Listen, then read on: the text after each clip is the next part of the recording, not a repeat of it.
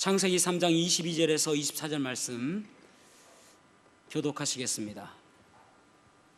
여호와 하나님이 이르시되 보라, 이 사람이 선악을 아는 일에 우리 중 하나같이 되었으니 그가 그의 손을 들어 생명나무 열매도 따먹고 영생까지 하노라 하시고, 여호와 하나님이 에덴 동산에서 그를 내보내어 그의 근원이 된 땅을 갈게 하시니라.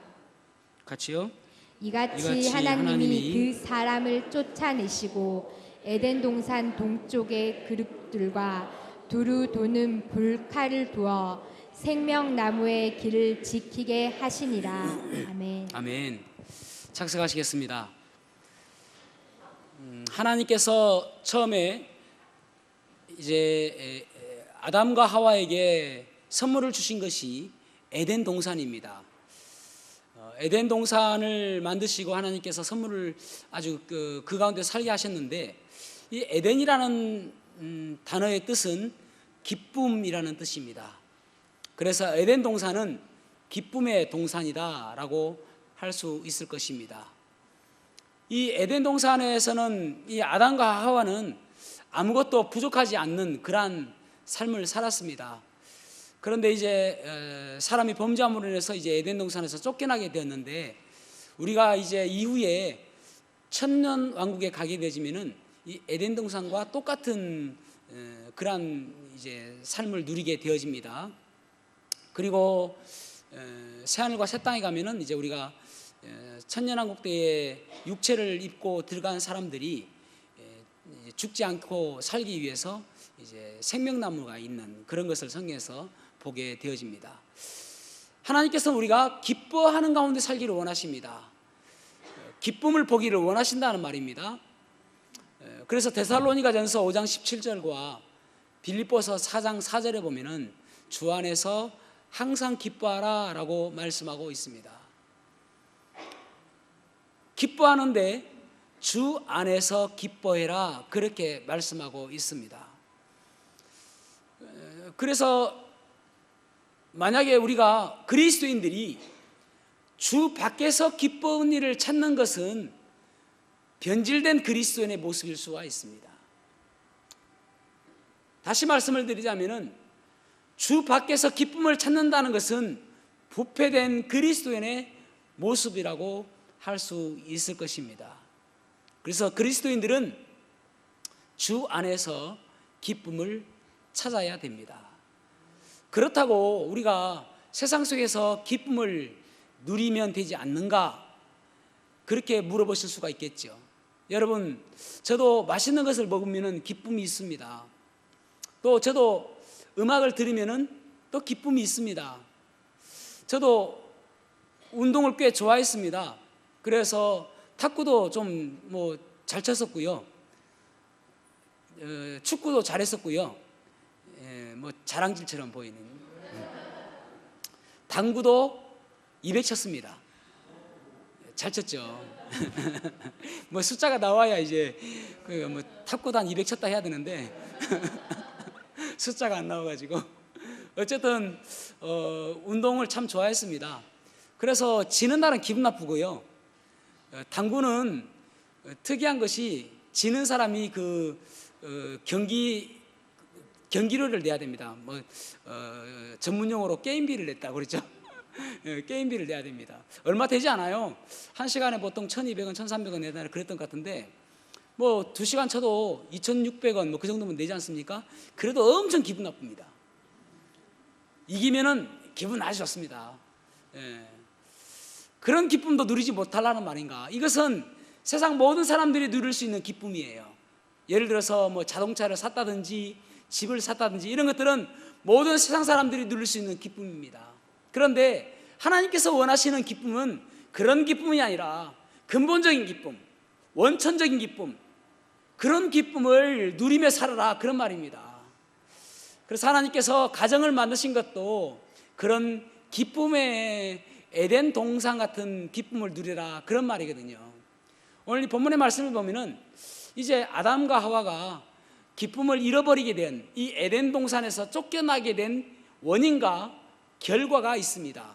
그래서 그 원인과 결과를 통해서 우리가 그 이유를 알게 되지면은 다시 우리는 그 기쁨을 회복할 수가 있거든요.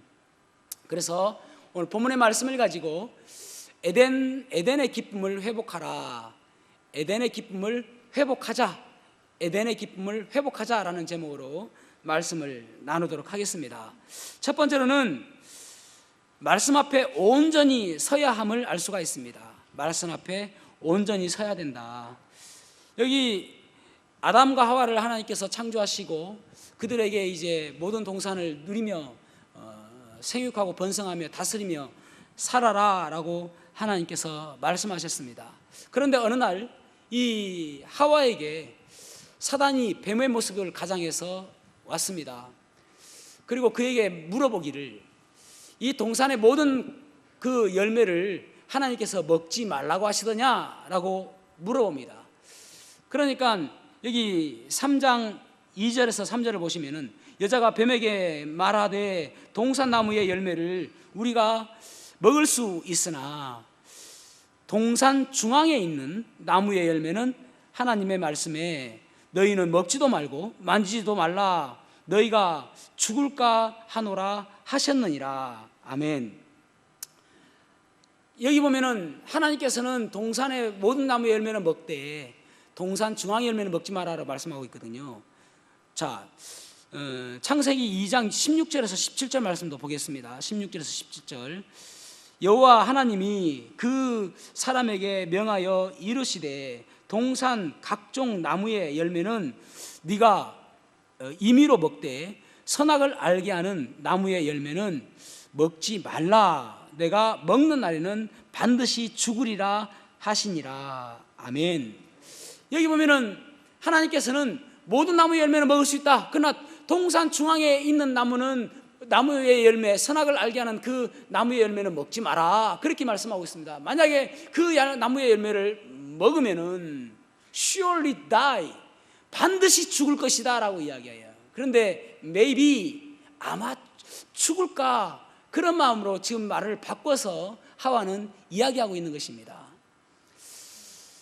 여러분, 여기에서 우리가 볼 수 있는 것은 무엇이냐면은 하나님 말씀과 다르게 지금 이야기하고 있잖아요.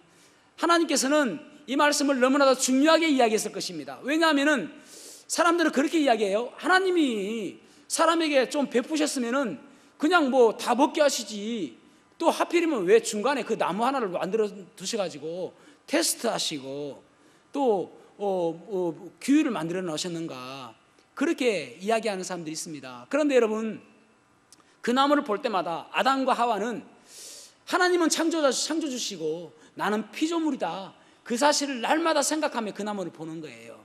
내가 창조자가 아니다, 나는 신이 아니고 나는 하나님이 아니고 나를 창조하신 분은 하나님이시니까 그 하나님을 나는 섬기며 살아야 된다, 이것이 단 하나의 법이다라고 생각하고 그것이 선악과거든요. 그런데 모든 것들, 여러분, 모든 것들 자유예요. 그런데 그 중에 딱 한 가지를 만들어 놓은 것입니다. 아니, 모든 것들을 억압하고 단 한 가지만 자유를 주셨다면 우리가 불만을 이야기할 수도 있겠지만은 모든 것들을 자유롭게 해주시면서 단 한 가지, 네 자신을, 네 정체를 잊지 말아라 하시고 선악과를 주신 거거든요.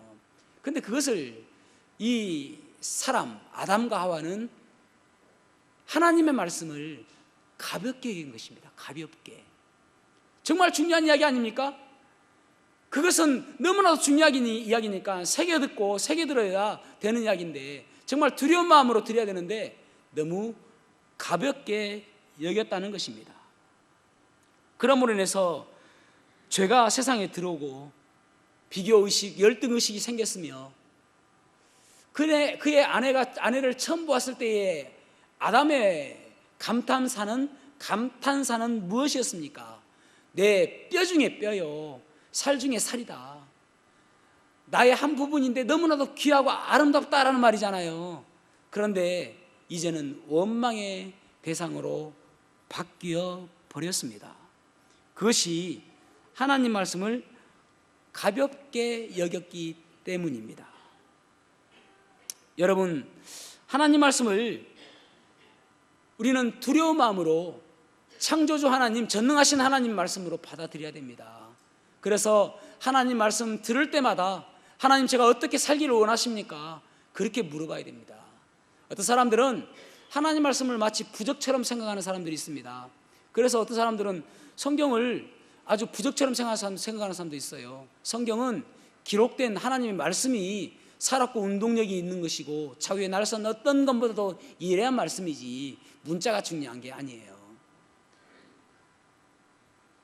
어떤 사람이 하루하루 말씀을 펴가면서 하나님, 오늘 저에게 말씀을 주십시오. 딱 펴서 손가락 딱 집어가서 감사합니다, 이 말씀으로 살겠습니다. 그런 사람이 있었습니다. 하루는 말씀을 딱 폈는데 마태복음 27장 5절 말씀, 가룟 유다는 나가서 스스로 목을 매니라. 너무 황당해요. 하나님 왜 이 말씀을 주시죠? 다시 한번 할 테니까 목사님, 하나님 잘해 보십시오. 그래야 딱 폈습니다. 그래서 손가락질을 했는데 손가락을 딱 집었는데 누가복음 10장 37절 말씀이 딱 된 거예요. 가서 너도 그렇게 하라. 하나님 너무하는 거 아닙니까? 사람은 3-3번이니까 한 번 더 기회를 주겠습니다. 좋은 말씀 주십시오. 그래서 또 딱 펴서 딱 집었습니다. 요한복음 13장 27절 말씀, 네가 할 일을 속히 하라. 여러분, 말씀은 그렇게 선택하는 것이 아닙니다. 하루하루 하나님께서 나에게 하나님의 마음으로 그 말씀을 붙들고 하나님 말씀으로 내가 살아야 되겠다라고 노력하고 그 하나님 말씀을 바라보는, 그래서 그 말씀 가운데서 순종하는 모습이 우리에게 있어야 되는 것입니다. 그래서 말씀을 가볍게 여겼기 때문에 이러한 상태가 된 것입니다. 그렇다면 해결책은 무엇입니까? 우리를 말씀 앞에 우리 자신을 내려놓아야 되는 것입니다. 말씀 앞에 무릎 꿇고 하나님께서 말씀해 주십시오. 제가 그 말씀대로 순종하겠습니다. 가라고 하면 가고 쓰라고 하면 쓰겠습니다. 여러분, 베드로 보십시오. 베드로는 두 번의 중요한 사건이 있었습니다. 첫 번째 사건은 누가복음 5장 말씀에 베드로를 불러주신 그 사건입니다. 베드로가 이제 그물을 싣고 있는데 예수님께서 다가가셨습니다. 그리고 베드로에게 이야기하시기를 깊은 데에 가서 그물을 던져라 라고 이야기합니다. 왜냐하면 그 베드로는 고기를 한 마리도 잡지 못했거든요. 그래서 선생님이요, 내가 밤이 새도록 수고했지만은 한 마리도 잡지 못했지만 말씀에 순종하여 그물을 내리겠습니다. 여러분, 베드로는 어부로서 아주 전문가였습니다. 베테랑이었습니다. 그런데 예수님은 목수였습니다.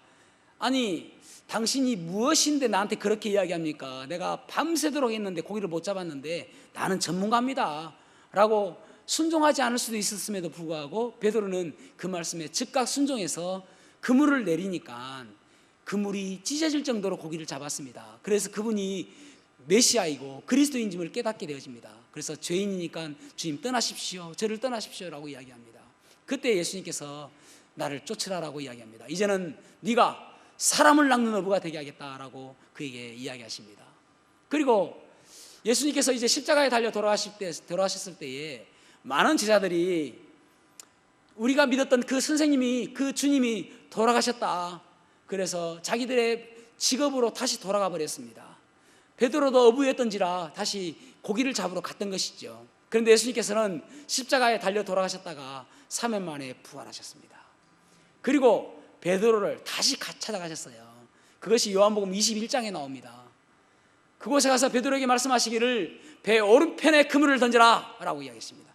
배 오른편에 그물을 던지니 고기가 153마리가 잡혔더라, 그렇게 말씀하고 있습니다. 153마리, 엄청나게 많은 고기가 잡혔던 것이죠. 그때 베드로를 다시 사명으로 회복시켜 주시는 것을 보게 되어집니다. 무엇이 문제이죠? 말씀에 순종할 때에 놀라운 기적 같은 일들이 일어나게 되는 것입니다. 여러분, 우리는 몰라서 행하지 않는 게 아니에요. 말씀을 너무나 잘 압니다. 그럼에도 불구하고 그 말씀에 대해서 순종하는 것이 두려운 것입니다. 왜냐하면 당장 그것이 나에게 마이너스가 되고 당장 나에게 수고로움이 되어지고 당장 나에게 해가 될까 봐. 그럼에도 불구하고 말씀에 순종할 때에 하나님께서 풍성함으로 채워주실 줄로 믿습니다. 송삼석이라는 분이 1963년 5월 1일 날 모나미 회사를 창립하였습니다. 그런데 사업이 갑자기 어려워져서 이 송삼석 사장이 보따리를 싸고 기도원에 들어갑니다. 그래서 하나님께 기도해요. 하나님, 갑자기 왜 이렇게 사업이 어려워졌죠? 제가 어떻게 해야 됩니까? 하나님께서 말씀하시면은 그 말씀대로 살아가겠습니다 라고 합니다. 그런데 하나님께서 음성을 주시기를 네가 3가지 잘못했는데 회개해라. 첫째는 주일 성수. 네가 사업에 바쁘다고 주일날 예배하지 않는 거, 그것이 네가 잘못한 것이다. 두 번째는 11조. 하나님께 드리는 것을 네가 잘못했기 때문이다. 세 번째로는 새벽기도.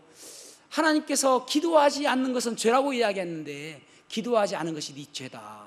그래서 그가 회개하게 되십니다. 하나님, 제가 이때까지 잘못한 거 하나님 말씀대로 제가 회개합니다. 하나님께서 도와주십시오. 회개하고 말씀을 쭉 보는데 요한복음 21장이 나오는 거예요.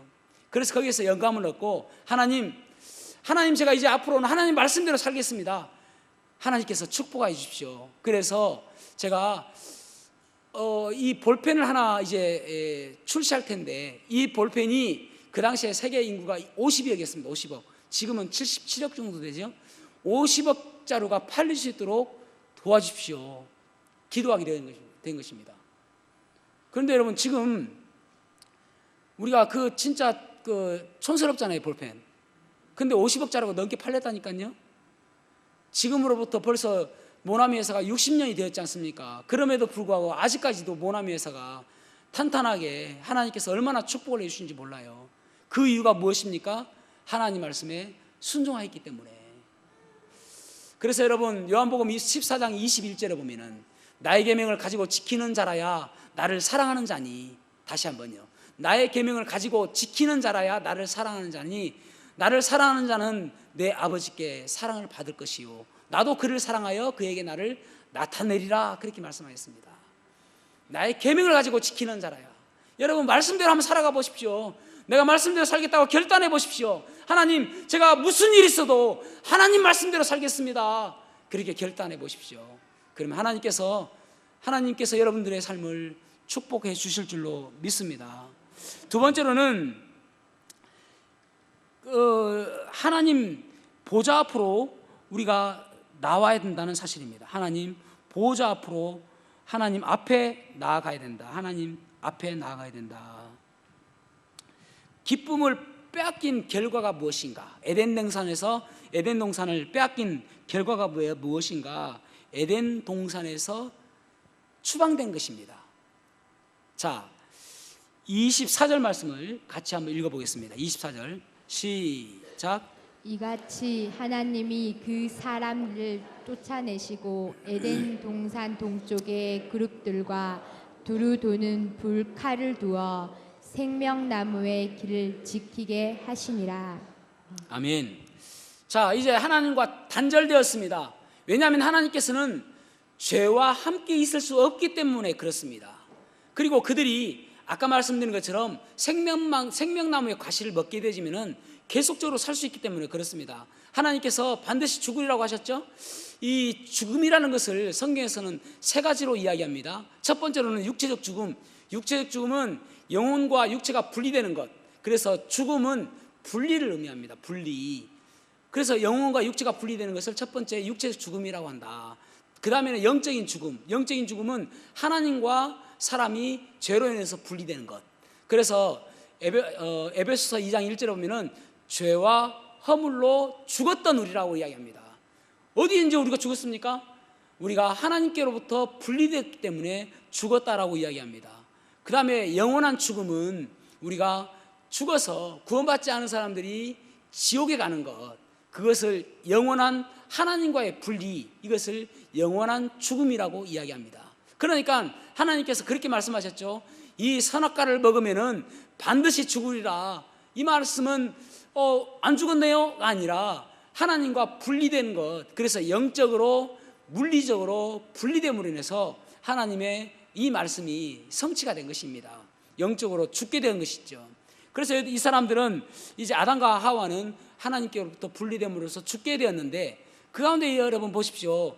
이 그룹이라는 천사들을 시켜서 불칼로 지키고 있습니다. 이 다시 에덴 동산으로 못 들어오게 하기 위해서. 왜냐하면 생명나무의 과실을 먹지 못하게 하기 위해서 불칼로 지키고 있다라고 말씀하고 있습니다. 그때부터 사람들은 하나님 앞에 갈 수가 없었습니다. 그래서 하나님께서 이 성막을 지을 때 성소에 휘장을 만드셨는데, 이 휘장의 그 그룹의 천사의 무늬를 수노라고 말씀하셨습니다. 그러니까 그 휘장을 통해서 하나님께 가까이 가지 못하게 만들어놨단 말이에요, 물리적으로. 그런데 지정한 사람들이 있었습니다. 제사장들요. 제사장들 외에는 그 아무도 하나님 앞에 갈 수가 없었습니다. 그런데 하나님께서 참 사람들을 너무나도 불쌍히 여기시고 사랑하시고 인자하심으로 예수 그리스도를 이 땅에 보내주신 거예요. 예수 그리스도를 이 땅에 보내주심으로 해서 예수님께서 우리의 모든 죄를 위해서 십자가에 달려 돌아가신 것입니다. 그 죄의 값을 치러주심으로 인해서 우리가 더 이상 하나님과 분리되어지고 단절된 것을 하나님께서 너무나도 안타깝게 생각하심으로 인해서 예수님께서 십자가에 달려 돌아가신 거예요. 그때에 성소의 휘장이 위로부터 아래로 찢어졌습니다. 더 이상 하나님과의 관계를 막아놓은 것을 다 없애놓으신 거예요. 이제는 우리가 하나님 앞으로 갈 수가 있는 사람이 되었습니다. 그것을 베드로전서 2장 9절에 너는 택한 족속이요 왕같은 제사장이다, 그렇게 말씀하고 있는 것입니다. 그러니까 여기 제사장이라는 말은 무슨 말이냐면은 하나님께로부터 우리가 직접 갈 수 있는 존재가 되었다, 그런 말입니다. 그러니까 제사장의 의미는 두 가지거든요. 하나는 하나님께로부터 우리가 직접 갈 수 있다라는 의미고, 또 하나는 영적인 책임이 있는 사람이다, 그런 말입니다.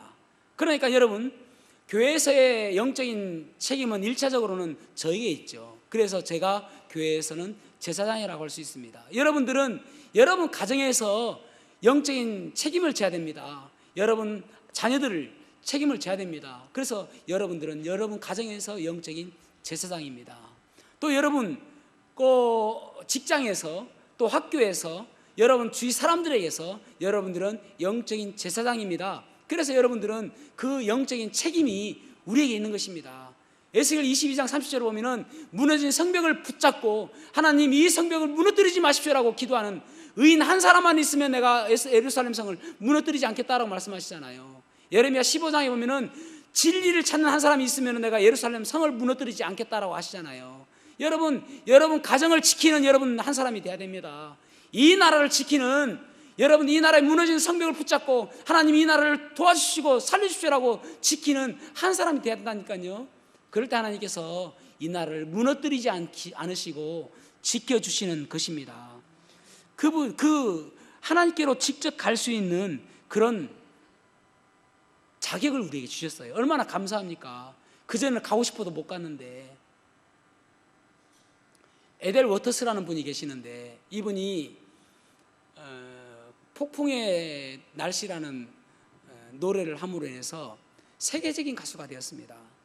그런데 이 가수가 태어날 때부터 이제 아주 우리가 흔히 이야기하는 금수저가 아니었어요. 엄마가 이름 모르는 사람에게, 남자에게 그 성폭행을 당해가지고 아버지도 모르는 그렇게 출생이 된 그러한 사생아였습니다. 그리고 또 빈민가에서 자랐습니다. 그래서 어렸을 때는 너무나도 불우하게 자랐습니다. 그런데 어느 날 갑자기 이제 가수가 되어서 많은 사람들에게 알려지게 되어지고 돈과 명예를 얻게 되었습니다. 그리고 또 배우로 많은 사람들에게 알려지게 되었습니다. 그런데 그분이 70이 되었을 때에 이런 인터뷰를 했어요. 내가 유명한 가수이자 배우로서 인기 절정에 달했음에도 불구하고 나는 항상 고독했습니다. 나는 항상 내 인생은 추운 겨울이었습니다. 그런데 이제 나는 보잘것없는 할머니가 되었습니다. 지금은 그 전에 젊었을 때 누렸던 명예와 부도 없습니다. 그런데 내 마음속에 생기가 차고 넘쳐납니다. 가진 것이 없어도 감사드릴 것이 너무나도 많기 때문입니다. 내 나이 40에 예수 그리스도를 만났기 때문입니다. 그리스도께 내 전부를 내어 맡기자 그분께서 나에게 너무나도 놀라운 축복을 주셨는데 날마다 샘솟는 기쁨을 주셨기 때문입니다. 내 인생은 날마다 봄입니다. 여러분, 우리도 절망 가운데 혹시 있지는 않습니까? 어둠에 있지는 않습니까? 주님께 나가야 됩니다. 주님 앞에 나가야 됩니다. 그래서 어떤 분은 이렇게 노래했습니다. 주님 보좌 앞에 나가 참된 안식과 기쁨 나 누리겠네. 경배하며 주의 얼굴 구할 때 신실하신 주님 찬양해. 기도 들으시는 하나님 폭풍 속에 내 등불 내 노래 시라 주의 날개 아래서 내 맘 시리니 신실하신 주님 찬양해. 신실하신 하나님 신실하신 주 나의 주 하나님은 신실하신 주님. 주님 보좌 앞에 나가니까 평안과 안식을 주셨다라고 말씀하고 있잖아요. 여러분, 주님 앞에 나가야 됩니다. 주님 앞에 나가는 것이 우리가 어떤 모습으로 나가는 것입니까? 예배죠. 예배 드리는 거예요. 저는 요즘에 참 어느 때부터인가 참 고민이 있었습니다. 기도하는 가운데 많은 기도의 분량을 차지하는 부분이기도 했습니다.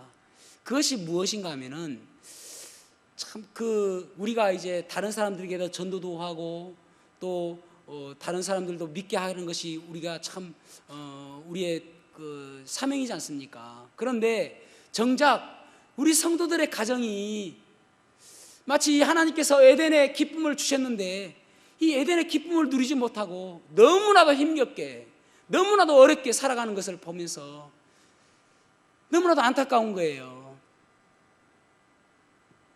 하나님, 우리가 다른 사람들에게도 복음 전하는 것도 중요하지만은 무엇보다도 우선적으로 먼저 해야 될 것이 우리 성도들의 가정이 세워져야 되지 않겠습니까? 하나님 도와주십시오. 우리 성도들의 가정이 기쁨의 가정이 되어지고 자라난 자녀들이 믿음 안에서 잘 자라게 되어져서 하나님께서 바라보시면서 야, 저 가정 너무나도 이쁘다, 에덴처럼 너무나도 기쁘다, 그런 모습이 되면 얼마나 좋을까. 그런 것이 저에게 너무나도 많은 부담이었어요. 그러던 가운데서 제가 내년부터는 11시 예배를 이제 온 가족이 함께 예배를 드리는, 그래서 이제 그런 예배를 좀 하면 좋겠다, 그런 마음을 가지고 있었습니다. 그러던 가운데서 이제 최근에 또 생각이 굳이 내년까지 갈 필요가 있을까. 그래서 올 7월부터 여러분 주보에 보시면은 올 7월부터는 11시에 전체적으로 연합 예배를 드리려고 생각하고 있습니다. 왜 연합 예배를 드리는가? 가정에서 가정 예배를 못하니까 이 가정 예배를 이 교회에서 11시에 같이 드리는 거예요. 여러분 가정 예배에 제가 매일 가서 말씀을 전하면 얼마나 좋겠습니까? 그죠? 싫습니까? 가정 예배를 하는 곳마다 목사님 오늘 우리 집 가정 예배 하는데 와서 말씀 좀 전해주세요 하면 얼마나 좋겠습니까? 그런데 제가 그렇게 할 수 없잖아요. 그런데 이 11시 예배에 와서 모든 사람들이 와가지고 그래서 이제 7월 달부터는 가족, 물론 여러분 나는 나 혼자밖에 없는데 그러면 우리 성도들 다 가족이잖아요. 괜찮습니다. 걱정하지 마세요. 그런데 여러분, 우리의 자녀들, 어린아이들 다 같이 함께 앉아서 예배 드리고, 그래서 그 가정이 예배로서 회복되어지고, 그 가정의 아이들이, 저는 이 말씀이 그 아이들의 마음에 들어가면은 변화되어지고 놀랍게 쓰임 받을 수 있으리라고 저는 믿습니다. 여러분, 예배는 얼마나 중요합니까? 우리가 그리스도인들이 강하다는 이유가 무엇인지 아십니까? 그리스도인이 강하다는 이유는, 여러분, 사람들이 결점이 없는 사람이 어디 있습니까? 그런데 이 결점이 예배를 드릴 때마다 그때그때마다 변화되어지고, 그때그때마다 수정되어지고, 그때그때마다 나의 삶의 궤도가 바뀌어지면 얼마나 강한 사람이 되겠습니까? 그거 바라보는 것이죠. 예배를 드릴 때마다 아이들이 바뀌어지고, 물론 한 번에 그렇게 바뀌진 않겠죠. 그러나 엄마 아빠의 예배 드리는 모습을 바라보면서, 아, 나도 저렇게 예배를 드려야 되겠구나, 그렇게 교육시키는 것이죠. 그래서 여러분, 가정 예배를 연합해서 드린다, 그런 마음으로 드리시면 될 것 같습니다. 그래서 온 가족이 함께 예배를 드리고 온 가족이 회복되어지는 그러한 예배가 되기를 저는 소망하고 있습니다. 여러분, 세상에서요, 그 가시나무, 가시가 있는 나무 있잖아요. 그런 나무가 탱자나무, 또 아카시아 나무, 장미, 또 찔레나무, 이런 나무들이 가시나무예요. 그런데 여러분, 가시나무 치고 아름드리 나무가 하나도 없습니다. 가시나무는 집에 기둥을 쓸 만한 그런 큰 나무가 될 수 없다는 말입니다. 다시 말해서 우리 아이들이 가시가 있고 모나 있고, 이것은 결코 쓰임받을 수 없단 말입니다. 예배를 통해서 가시 하나가 뽑혀지고, 예배를 통해서 네모난 부분이 깎아져서 하나님께서 쓰시기에 좋은 거목으로 태어나는 것, 그것은 오직 예배를 통해서 가능한 것입니다. 그래서 예배에 목숨 걸어야 됩니다. 여러분, 우리의 자녀들 예배를 드릴 수 있도록 만들어줘야 됩니다. 코로나19를 통해서 어떤 사람들은, 목사님, 제가 구원받고 나서 이제 집에서 예배를 드리니까 참 좋은 것 같습니다. 은혜도 되어지고요. 그래서 이렇게 하고 싶습니다. 여러분, 그것은 하나는 알고 둘은 모르는 겁니다. 주님께서 우리에게 말씀하시기를 서로 사랑하라고 말씀하셨잖아요. 서로 사랑할 수 있습니까? 거울 보고 자기 혼자 이렇게 사랑할 수 있어요? 그러면 내가 나를 사랑하고 너도 나를 사랑하고 혼자 합니까? 서로 사랑할 수가 없잖아요. 여러분, 고린도서 12장 우리 요즘에 큐티 하지 않습니까? 지체들을 바라보면서 너는 이런 지체고 나는 이런 지체고, 그래서 지체를 귀하게 여기라고 이야기하잖아요. 눈도 있고 귀도 있고 입도 있고 다 다른 지체다. 각기 다른 은사를 받은 지체다. 그것을 어떻게 할 수 있습니까? 교회를 통해서 할 수 있는 것이거든요. 교회를 통해서, 예배를 통해서, 때로는 참 조금 덜 성숙한 사람 바라보면서 참 나도 옛날에는 저랬는데 하고 더 보듬어주고 사랑해주고 안아주고, 또 예배를 통해서 더 성숙한 사람 바라보면서 나도 저 사람처럼 닮아가야 되겠다, 내 가시 뽑혀야 되겠다, 뽑아내고요. 그래야 하나님께서 우리를 쓰신다니까요. 그래야 우리의 자녀들이 거목으로 쓰임받을 수 있다니까요. 여러분, 하나님 말씀은, 말씀이라는 헬라어는 두 가지입니다. 로고스와 레마. 로고스는 기록되어 있는 말씀, 레마는 선포되어진 말씀을 통해서 내가 적용하고 하나님 말씀으로 받아들여서 내 삶 속에서 역사하는 말씀. 그래서 우리가 설교 말씀을 들을 때마다 로고스의 말씀이 있는데 내 삶에 그 말씀에 잘 적용해서, 하나님, 내가 이 말씀을 통해서 변화되겠습니다, 그것이 비로소 로고스가 되는 거예요. 레마가 되는 거예요. 그러면서 여러분, 얼마나 성숙하겠습니까? 그런 모습이 돼야 되거든요. 저는 우리 교회 모든 성도들의 가정이 하나님께서 이 에덴의 기쁨을 주신 것처럼 이러한 기쁨의 가정이 되었으면 좋겠습니다. 모든 사람들이 참 하나같이 하나님 때문에 기뻐하고 하나님께서 즐거워하시는 그런 가정이 되었으면 좋겠습니다. 하나님의 근심거리가 되지 않는. 그래서 7월 달부터는 정말 이 11시 예배가 정말 하나님께서 너무나도 즐거워하시면서 박수를 치시면서 흥겨워하시는, 그래서 우리 아이들이 변화되어지고, 참 우리 그 교회에서도 보면은 몇몇 어린아이들이 믿음으로 잘 자라는 거 보게 되어집니다. 또 예배 때 참 자세가 좋은 아이들이 있어요. 그런 애들은 저는 장담합니다. 하나님께서 거목으로 쓰실 것이라고요. 우리 아이들 모두 그렇게 돼야 되지 않겠습니까? 그래서 여러분 참 이제 그 에덴의 기쁨을 회복하기 위해서는 예배가 회복돼야 돼요. 예배가. 그래서 저와 여러분의 가정들 그러한 예배가 회복되어지는, 그러기 위해서 말씀 앞에 우리를 날마다 온전히 숨으로 인해서 말씀을 순종하고, 그리고 하나님 앞에 날마다 서는 예배의 모습이 되어지는 그러한 삶 되시기를 주님의 이름으로 축복합니다. 기도하시겠습니다.